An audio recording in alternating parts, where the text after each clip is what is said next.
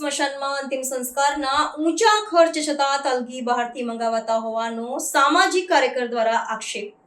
વડોદરા શહેરના ખાસવાડી સ્મશાન ખાતે અંતિમ સંસ્કાર માટે આવતા શોકગ્રસ્ત પરિવારજનોને પડી રહેલી હાલાકી અંગે સામાજિક કાર્યકર શ્રી કમલેશ પરમાર દ્વારા સ્થળ પર જઈને તપાસ કરવામાં આવી હતી। તેમણે જણાવ્યું હતું કે ખાસવાડી સ્મશાનમાં લાંબા સમયથી નવીનીકરણની કામગીરી ચાલી રહી છે, પરંતુ હાલમાં કોન્ટ્રાક્ટ હેઠળ ચાલી રહેલા સંચાલનમાં ગેરવહીવટ અને બેદરકારી જોવા મળી રહી છે। અંતિમ સંસ્કાર જેવી સંવેદનશીલ વિધિ દરમિયાન પણ પરિવારજનોને હાલાકીનો સામનો કરવો પડી રહ્યો છે, જે અત્યંત ચિંતાનો વિષય છે। સામાજિક કાર્યકર દ્વારા કરવામાં આવેલા આક્ષેપો મુજબ સ્મશાનમાં એક ચિત્તાની અંતિમ સંસ્કાર કરવાનો કોન્ટ્રાક્ટ ખર્ચ ₹7,000 જેટલો ઊંચો હોવા છતાં સ્નેહીજનો પાસેથી તલ અને ઘી જેવી અંતિમ વિધિની આવશ્યક સામગ્રી બહારથી મંગાવવામાં આવે છે। વધુમાં કોન્ટ્રાક્ટ હેઠળ કામ કરતા કર્મચારીઓ પાસે આઈ કાર્ડ કે અન્ય સુરક્ષાના સાધનો જેવી મૂળભૂત સુવિધાઓનો પણ અભાવ છે। શ્રી પરમારે આક્ષેપ કર્યો હતો કે આવા કોન્ટ્રાક્ટરોને માત્ર કમાણી કરવામાં જ રસ છે અને તેઓ યોગ્ય વ્યવસ્થા જાળવવામાં નિષ્ફળ રહ્યા છે। શ્રી કમલેશ પરમારે સ્મશાનની સ્થિતિ અંગે વધુમાં જણાવ્યું હતું કે અંતિમ વિધિ માટે રાખવામાં આવેલા લાકડા પલળી ગયા છે અને તેનાથી બચવા માટે શેડ બનાવવાની તાતી જરૂરિયાત છે। તેમણે તંત્ર પાસે માંગ કરી છે કે આ પ્રકારની બેદરકારી દાખવનાર કોન્ટ્રાક્ટરને તાત્કાલિક ધોરણે નોટિસ આપીને કાળા યાદીમાં મૂકવામાં આવે, બ્લેકલિસ્ટમાં મૂકવામાં આવે। આ ઘટના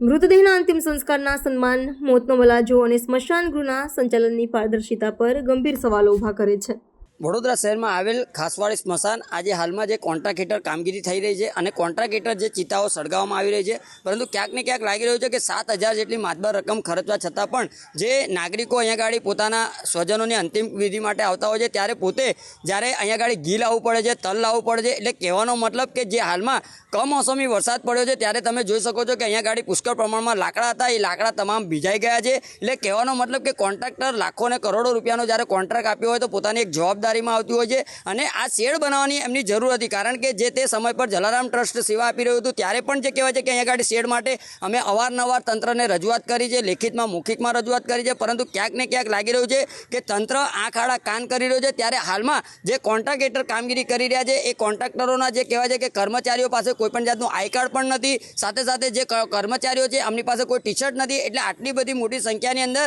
જ્યારે પોતે અહીંયા ગાડી કર્મચારીનો ખોરવાની પણ તકલીફ પડતી હોય છે। એટલે ખાસ કરીને આ જે લાલિયાવાડી ચાલી રહી છે, બેદરકારી છે, આ બેદરકારી સામે આવા કોન્ટ્રાક્ટરને તાત્કાલિક ધોરણે નોટિસ આપી અને બ્લેકલિસ્ટ કરવા જોઈએ, કારણ કે વડોદરા મહાનગરપાલિકામાં જે લોકો ટેક્સ વેરા ભરી રહ્યા છે 7,000 જેટલી માતબર રકમના ખર્ચે જે કહેવાય છે કે અંતિમ ક્રિયા થતી હોય એક ચિતાની, તો ત્યારે જે કહેવાય છે કે જે સવલતો સુવિધાઓ આપવાની જરૂર છે, પરંતુ ક્યાંક ને ક્યાંક લાગી રહ્યું છે કે કોન્ટ્રાક્ટર પોતાની મનમાની કરતા હોય ત્યારે આવા કોન્ટ્રાક્ટરને તાત્કાલિક ધોરણે વડોદરા શહેરના જે પણ જવાબદાર વ્યક્તિ હોય તેઓ દ્વારા તાત્કાલિક નિરીક્ષણ કરી અને આવા કોન્ટ્રાક્ટરોને બ્લેકલિસ્ટ કરવા જોઈએ અને વડોદરા શહેરમાં એક દાખલો બેસે એ રીતની કામગીરી કરવી જોઈએ તેવી અમારી ખાસ માંગણી છે।